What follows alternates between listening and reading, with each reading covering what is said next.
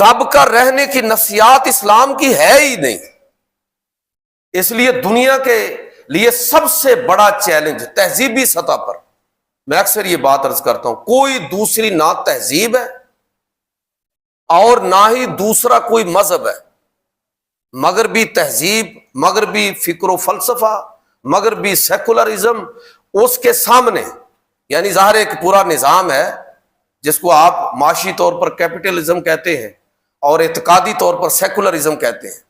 یہ پورا ایک نظام ہے، یہ وے آف لائف ہے۔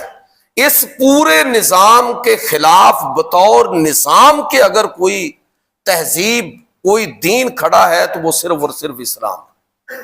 اس لیے مسئلہ اسلام سے ہے۔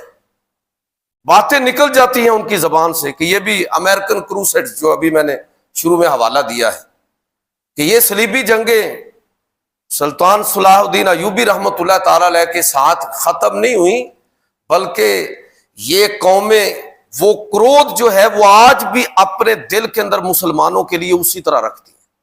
لیکن مسلمانوں کی غفلت اللہ تعالیٰ ہمیں معاف فرمائے کہ ہم کس طرف جا رہے ہیں۔ میں عرض